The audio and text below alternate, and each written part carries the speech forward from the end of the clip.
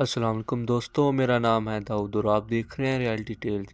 دوستوں، کیا آپ جانتے ہیں کہ کراچی کی بلڈنگز کا ایک آڈٹ ہوا تھا؟ اس کے لیے کراچی کی 3 اہم روڈز کو چنا گیا تھا: آئی چندری گڑھ روڈ، شارع فیصل اور شارع قائد اعظم۔ ان 3 روڈز کی 266 بلڈنگز کی انسپیکشن کی گئی تھی اور جو سیفٹی آڈٹ رپورٹ سامنے آئی وہ آپ کو حیران کر دے گی۔ دوستوں، یہ آڈٹ 1 جنوری 2024 کو شروع ہوا تھا۔ رپورٹ میں بتایا گیا کہ 266 میں سے 200 بلڈنگ ایسی ہیں جہاں فائر فائٹنگ ایکوپمنٹ کی کمی ہے، یعنی اگر ان 200 بلڈنگز میں آگ لگ جائے تو اس آگ پر قابو پانا بہت مشکل ہو جائے گا۔ رپورٹ میں یہ بھی بتایا گیا کہ 62% بلڈنگز میں کوئی ایمرجنسی ایگزٹ ڈور ہی نہیں تھا۔ آپ امیجن کریں کہ کوئی بھی آفت آ جائے، ایمرجنسی ہو، تو لوگ ان بلڈنگ سے باہر ہی نہیں نکل سکیں گے۔ رپورٹ میں یہ بھی لکھا گیا تھا کہ 70% بلڈنگز میں الیکٹرک وائرنگ بہت بری کوالٹی کی ہوئی ہے۔ یہ وہ بلڈنگز ہیں جو کراچی کی 3 سب سے میجر روڈز پر بنی ہوئی ہیں۔ باقی کراچی کی بلڈنگز کے کیا حالات ہیں آپ خود اندازہ لگا سکتے ہیں۔ رپورٹ میں یہ بھی کہا گیا کہ ان 266 بلڈنگز میں سے صرف 90 بلڈنگز میں الارمز اور سموک ڈیٹیکٹر موجود ہیں، یعنی آگ اور دھوئیں کی صورت میں باقی بلڈنگز میں کسی کو پتہ ہی نہیں چلے گا کہ آگ لگ چکی ہے۔ اس رپورٹ کو آئے ہوئے کافی عرصہ گزر چکا ہے، لیکن اس رپورٹ پر کیا ایکشن لیا گیا یہ آپ خود سوچئے۔ اور پھر ہم حیران ہوتے ہیں کہ ہماری بلڈنگز میں اچانک آگ کیسے لگ جاتی ہے۔ دنیا بھر میں ایسے واقعات ہوتے ہیں، لیکن ان واقعات کو ہینڈل کیسے کیا جاتا ہے یہ بہت ضروری ہے۔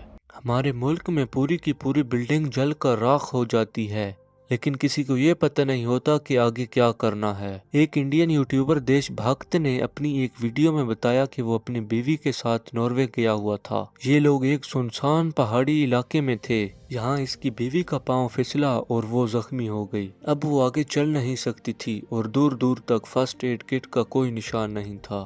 شام کا وقت ہو گیا تھا، لیکن پھر جو ہوا اس نے آدمی کی آنکھیں کھول دی۔ سب سے پہلے کچھ لوگوں نے ان دونوں کی مدد کی اور انہیں ایک ہٹ میں لے گئے۔ یہاں انہیں کھانا اور پانی دیا گیا اور پھر 113 پر کال کی گئی۔ 113 ناروے کا نیشنل ریسکیو نمبر ہے۔ کال کے بعد ان دونوں کی لوکیشن ٹریس کر لی گئی اور صرف 10 منٹ میں بتایا گیا کہ مدد بھیجی جا رہی ہے۔ کچھ دیر بعد 3 ڈاکٹرز کی ایک ٹیم وہاں پہنچ گئی، جنہوں نے بیوی کے پیر کو ویکیوم بیگ میں رکھ دیا۔ کچھ دیر بعد 12 لوگوں کی ایک اور ٹیم آ گئی اور انہوں نے معافی مانگی کہ تھوڑی دیر ہو گئی۔ بتایا گیا کہ ہیلی کاپٹر آنے والا تھا، لیکن ایک بڑی ایمرجنسی کی وجہ سے اسے کہیں اور بھیجنا پڑا۔ اب یہ لوگ بیوی کو نیچے لے جانے لگے۔ دوستوں، یہ مدد کرنے والے لوگ ناروے کے عام شہری تھے، لیکن ایک آرگنائزڈ ایمرجنسی سسٹم کا حصہ تھے۔ جہاں کہیں بھی ایمرجنسی ہوتی ہے لوگ فوراً وہاں پہنچ جاتے ہیں۔